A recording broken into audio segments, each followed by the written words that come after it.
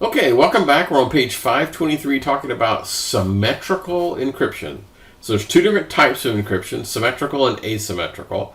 Symmetrical basically means I have clear text that gets converted into ciphertext that I can't read, and then could get converted back to clear text using the exact same key. So one key rules them all. No, one key is used for both doing the encryption part and the decryption part. All right, now this works very well. It's actually, usually it's pretty fast to be able to do it this way. But there's a problem, and that is, in order for me to encrypt a message and send it to someone and have them read it, we both have to know the password. I need to know it to be able to encrypt it, and then they need to know it at the other end. So imagine an email scenario, okay? Well, am I going to send them the key in the email? Well, that would kind of defeat the purpose, wouldn't? Anybody else could see this, could read the email, read the email, get the key, and then use it to decrypt it. So I would have to have some other way of sending him this password. Maybe a text, maybe I call him on the phone and say, hey, the password for this is 12. And so when he gets the email message, he types in 12 and it pops up. So this works. It works great, but it only really works if you're talking to just a few people.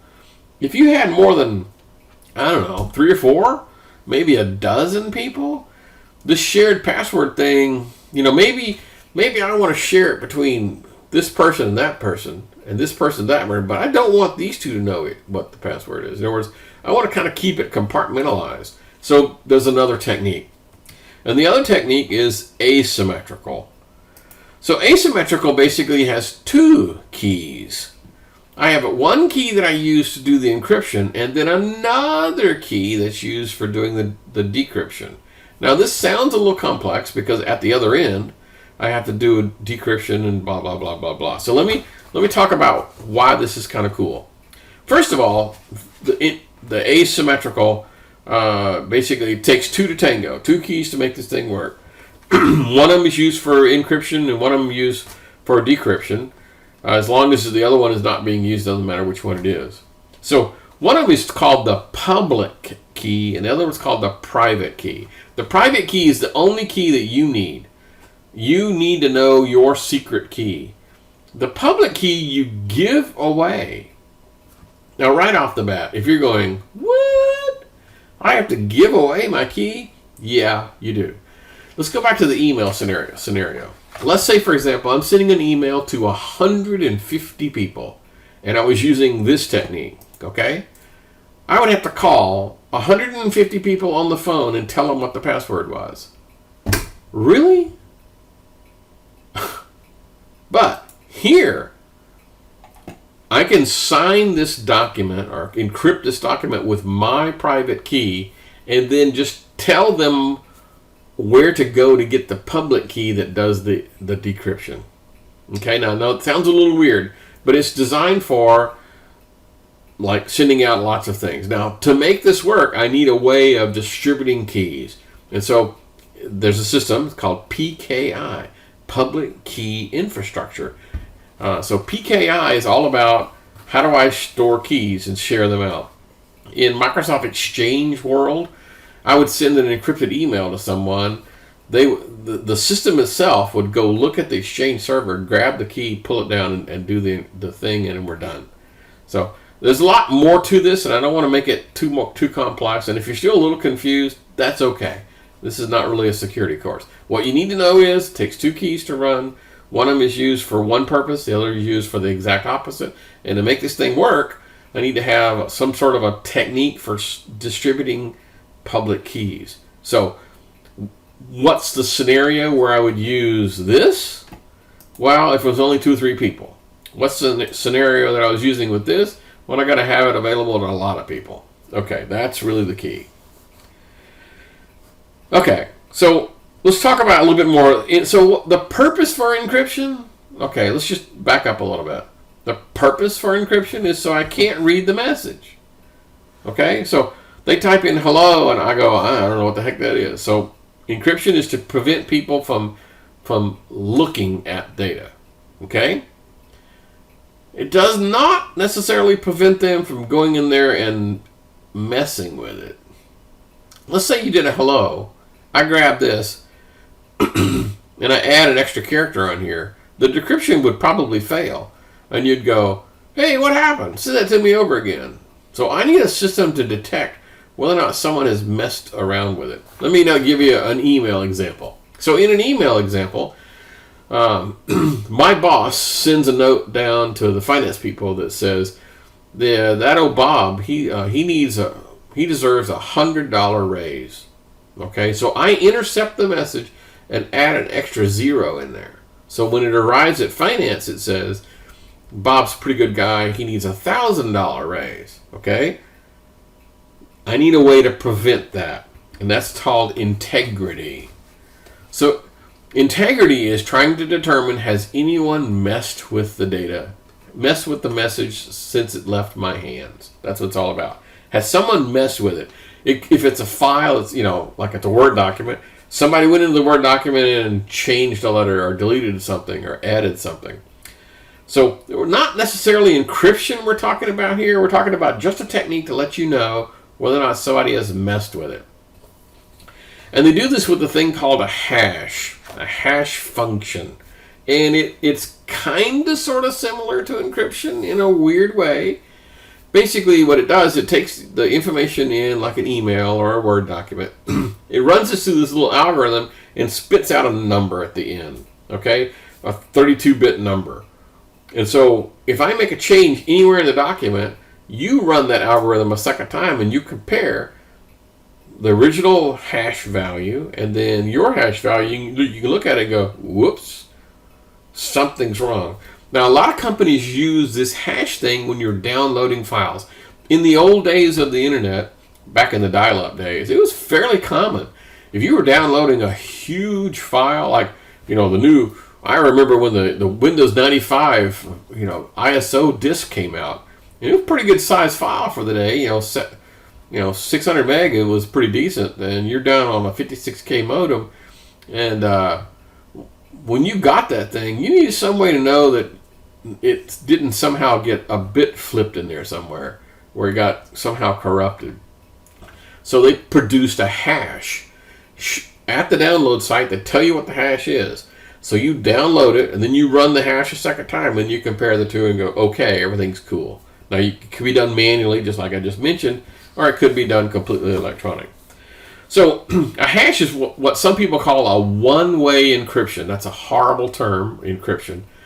What it basically means is, if I have a 650 meg file, and it gets crunched down into a single 32-bit number, okay?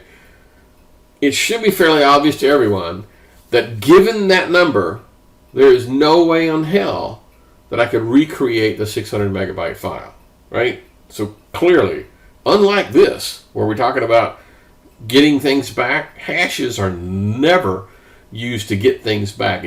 And we're not talking about, well, I'm a good hacker, I can do it. No, that's not what we're talking about. We're talking about not possible, okay? Under any circumstances, no matter how good you are, not possible for you to take a hash and produce a 32-bit number and produce a 650 meg file. Not happening.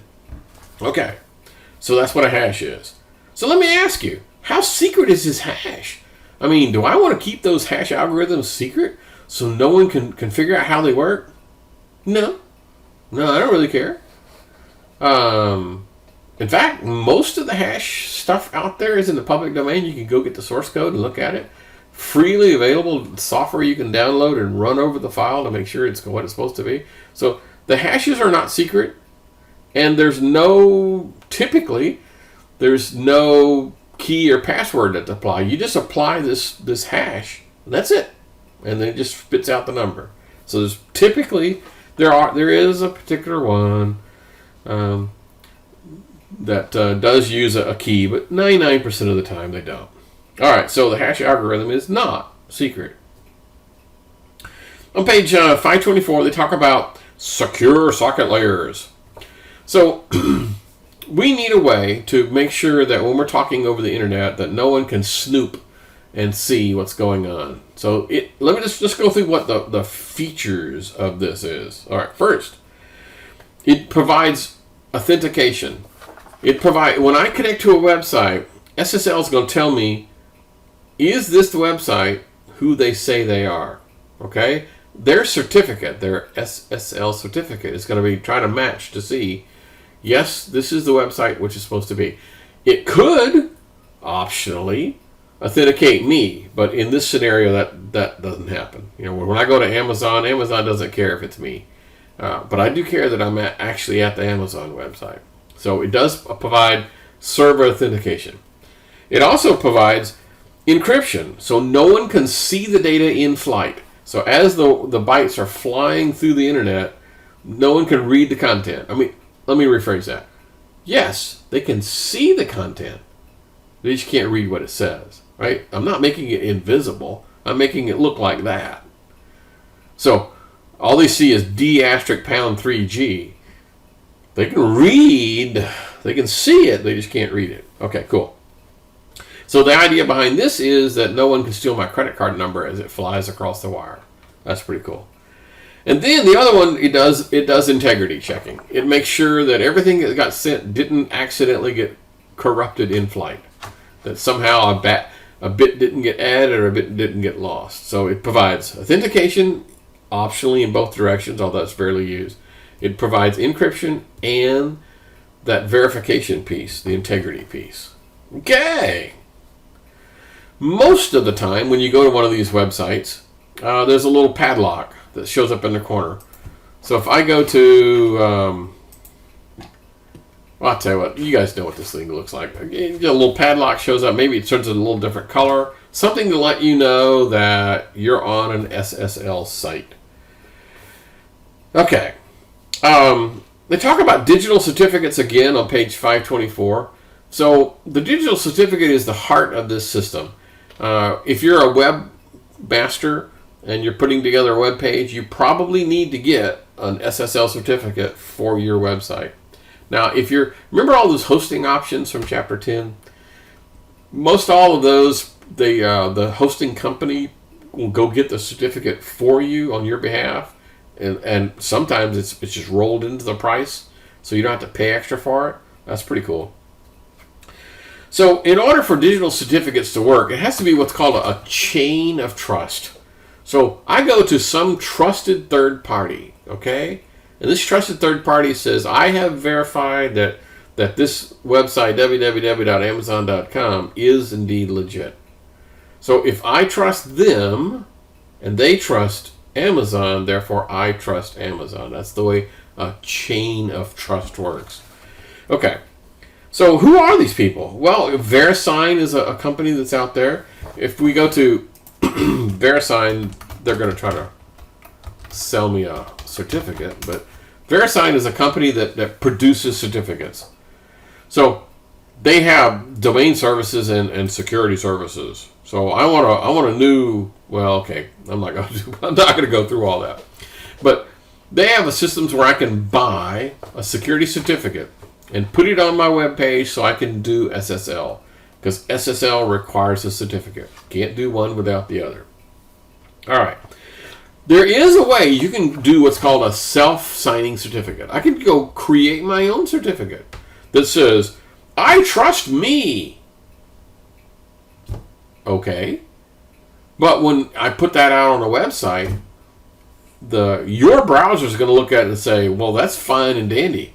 I'm glad that you trust yourself, but I don't trust you.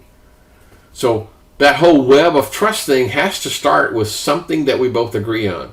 Amazon has to agree that VeriSign is worthy. I have to agree that VeriSign is worthy. And when those two meet, then we're cool. But if me, the website, produces my own certificate, and then you, the browser, is going to say, I'm sorry, there's no one in between that can vouch for you. So we ain't playing that game. All right, this is probably a good place to stop for the 15-minute mark. And we'll fix this up again in just a minute.